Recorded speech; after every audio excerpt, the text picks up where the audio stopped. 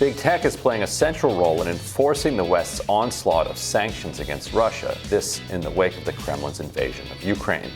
Google Pay and Apple Pay have cut off customers of Russian banks hit by sanctions. Meanwhile, Facebook and Google have already blocked advertisements linked to Russian state media, and Twitter has suspended ads in Ukraine and Russia altogether. And developing overnight, Facebook, TikTok, and YouTube are taking their content restrictions a step further. These platforms will now block Russian state media outlets RT and Sputnik in Europe.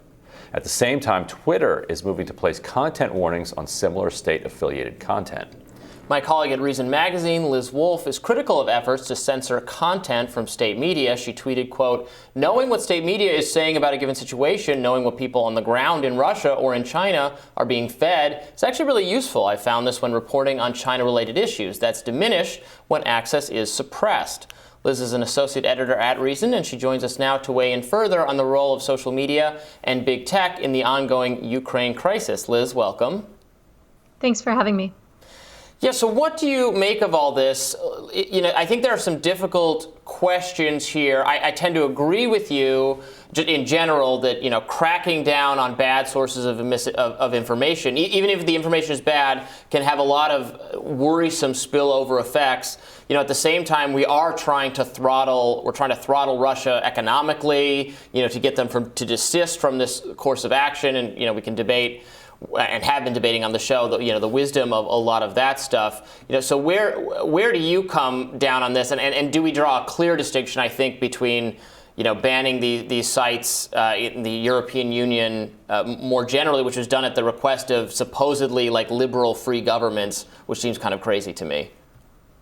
Yeah, this is super interesting because this is really the first of its kind. This is the first wide-scale private company deplatforming that's in reaction to a geopolitical crisis. So we just haven't seen something like this at this scale before.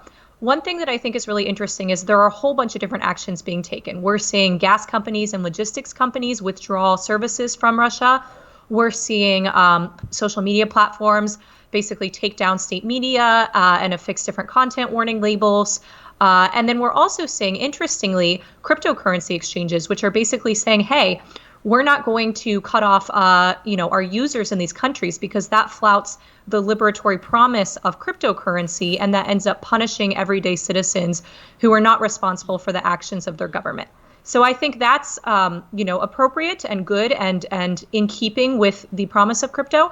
I think in terms of affixing labels or taking down state media, I think that's a really dangerous thing, in part because it's important to understand what those people on the ground are understanding about the situation. It is important for me to understand what, many, many millions and even billions of people who are reading Chinese state media outlets. It's important to know what they're consuming, what types of euphemisms, what types of gloss and sheen is being put on the news. I think it's the exact same case in Russia, and we really remove stuff like that at our own peril. I think there's a middle ground solution where you affix content warning labels to these types of things, which Twitter has already done, where you label something state media as opposed to removing it entirely. Yeah, and Liz and Robbie, I'm glad that both of you are here to talk about this because it is a fascinating discussion, the way in which, one of the truisms of history is that, war and the state have an increasingly intertwined kind of development.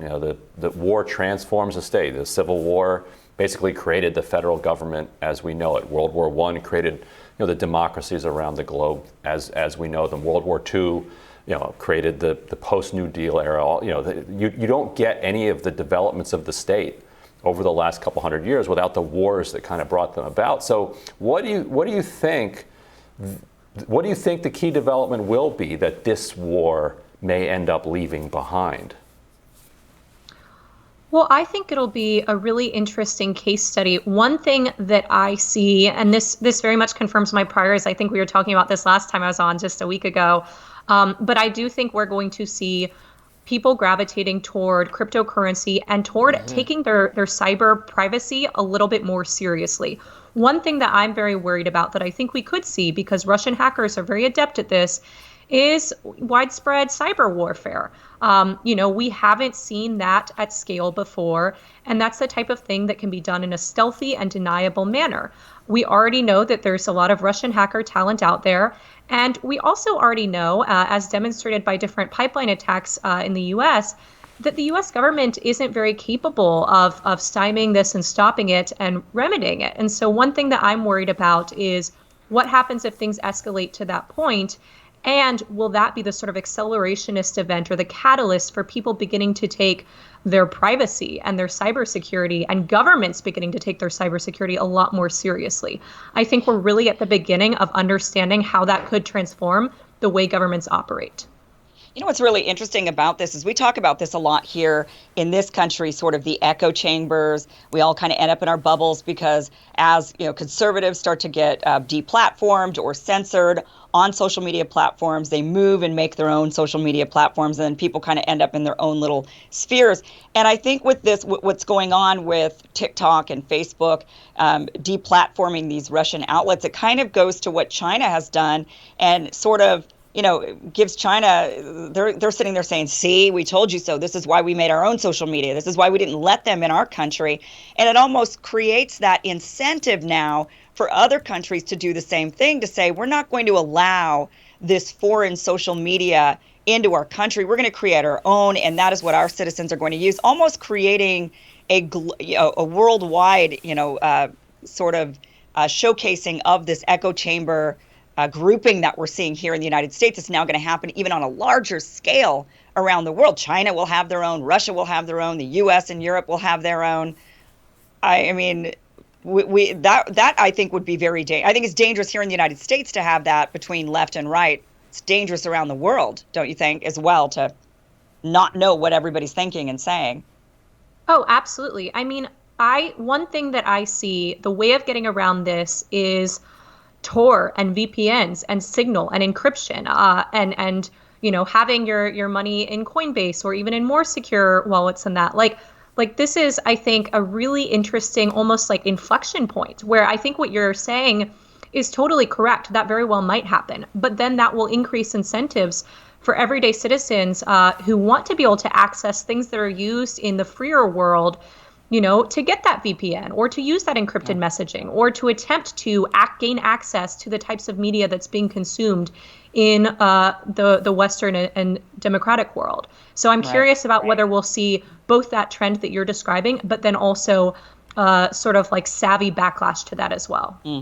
I was just going to mention that now, not only are they disabling, Facebook and social media, but Google Maps actually disabled live traffic data in Ukraine for the, quote, safety of local communities in the country. Users can still use Maps data just without the traffic feature. So you can't see where traffic is piling up. And this comes days after American researcher Jeffrey Lewis revealed that he was actually able to predict Russia's invasion of Ukraine by closely studying the open source Google Maps traffic feature. After witnessing an unusual traffic pileup on Russian roads leading into Ukraine and cross-referencing radar images, he was able to see that this invasion was going to be happening hours before the news actually went public, which is really interesting. But, so I guess on one hand, you don't want the Russians to see where people are, right, where they're stopped in traffic and unable to move. But at the same time, are there other implications of this? I don't know. I'm not a military strategist, so I can't say whether or not this is good or bad. We want the Russians to not know where the Ukrainians are, but we do want the Ukrainians to know where the Russians are. Where the Russians are, right? Yeah. So I don't know if it's good or bad. Is this not sure? It's like we're seeing the democratization of like national security intelligence in a way that we just like haven't before. Yeah. Yeah.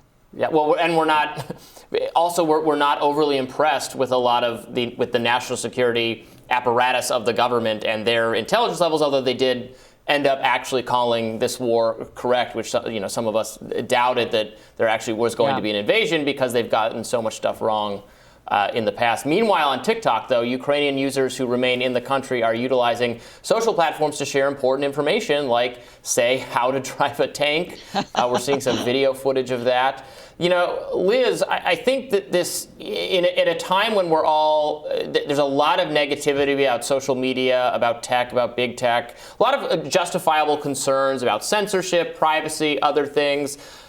But I think sometimes we forget about the upside to a lot of new technological developments, the upside for like free people to harness these technologies to improve their lives, even to make their lives better when they're in really desperate situations like this.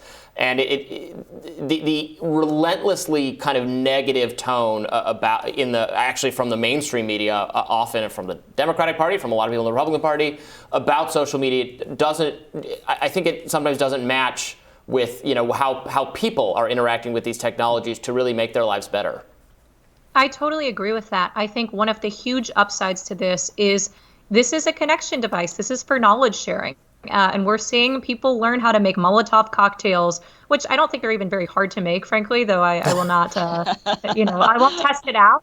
But like we're seeing people, disseminate that type of information. I do also think the other sort of positive side that hasn't been really discussed is even if there is misinformation or disinformation that is circulating on some of these platforms, which I believe to be true, it's worth considering, okay, some random dude who lives in Indiana, is it that much of a problem if he knows some things that are incorrect about the situation in Ukraine?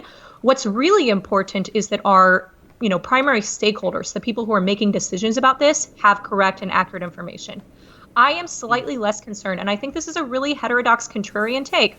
I am slightly less concerned about whether normal, average, everyday Americans sometimes encounter false TikTok videos or false tweets about the situation, because A, I think there's an inevitability there, and B, they're really not the decision makers or the stakeholders. And I wonder what would happen if we refocused our concerns to do the right stakeholders have the right information versus does every single person who interacts with this information have perfect info? Because I just don't think that that's a realistic outcome. And I honestly don't think it matters quite as much as people claim.